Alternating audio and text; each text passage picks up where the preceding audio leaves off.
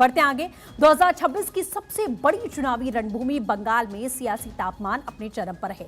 हर party पूरी ताकत झोंक चुकी है, लेकिन असली मुकाबला बीजेपी वर्सेस टीएमसी के बीच माना जा रहा है। बंगाल चुनाव में बीजेपी एग्रेसिव प्रचार अभियान में जुटी हुई है और पीएम मोदी के बाद में आज अमित शाह बंगाल में धुआंधार प्रचार प्रसार करने के लिए मैदान में होंगे।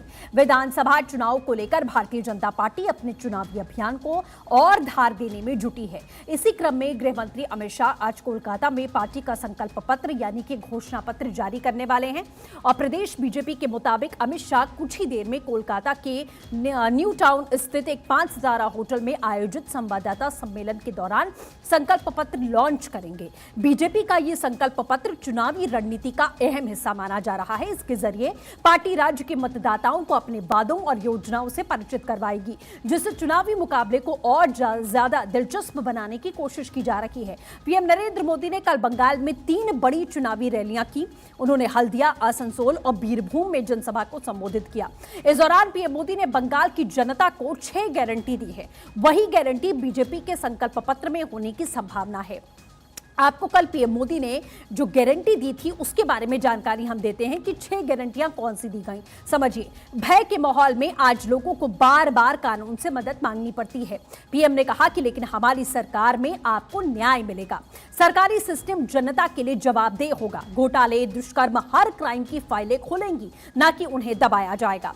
जिसने भी करप्शन किया है उसकी जगह जेल में होगी। मंत्री हो या संतरी, जनता का पैसा नहीं खाने देंगे। और कहा कि जो शरणार्थी हैं उन्हें सम्मान मिलेगा, जो घुसपैठिए हैं उन्हें खदेड़ा जाएगा। इसमें कोई दो राय नहीं है। साथ ही पीएम ने यह भी वादा किया कि सभी सरकारी कर्मचारियों को इस निर्मम सरकार ने भयभीत करके रखा है। मोदी सरकार आपके साथ खड़ी है। सरकार बनते ही यहां 7वां पे कमीशन भी लागू करवाएंगे, ये पीएम ने साफ स्पष्ट किया।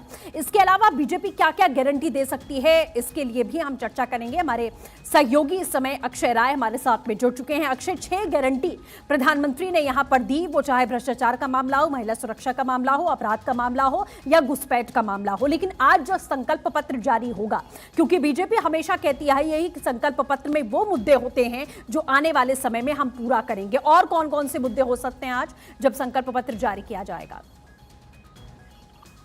देखिए, कुछ देर बाद कोलकाता में गृह मंत्री अमित शाह बीजेपी का संकल्प पत्र जारी करने जा रहे हैं। संकल्प पत्र में माना जा रहा है कि इसमें सभी वर्गों को ध्यान दिया जाएगा, लेकिन सबसे ज्यादा अगर फोकस देखा जाए तो विकास पर है। इसके अलावा किसानों और युवाओं के साथ साथ महिलाओं की यात्रा और उनको सशक्तिकरण पर ज्यादा जोर दिख सकता है। और साफ तौर पर है कि जिस तरह से प्रधानमंत्री ने जिक्र किया कि कुशासन जो पश्चिम बंगाल में है उसको सुशासन के रूप में बदलना है। पश्चिम बंगाल को विकसित भारत के तर्ज पर विकसित बंगाल बनाने का संकल्प है और महिलाओं के सशक्तिकरण पर ज्यादा फोकस माना जा रहा है।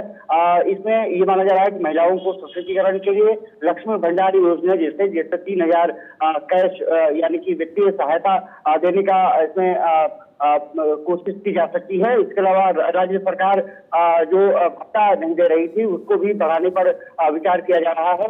पे कमीशन लागू करने की बात कही जा रही है। जो महंगाई भत्ता रुका हुआ था उसको देने का वादा किया जा सकता है।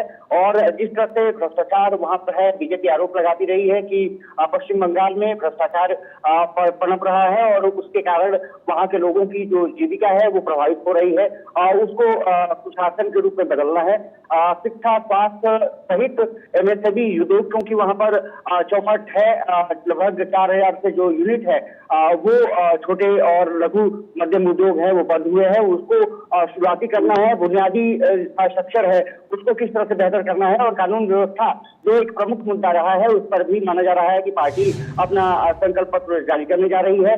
घुसपैठ का मामला निश्चित रूप से है और जो शरणार्थी है उसको किस तरह से नागरिकता दी जा सकती है उस पर मुझे लगता है कि संकल्प पत्र में विशेष ध्यान दिया जाएगा।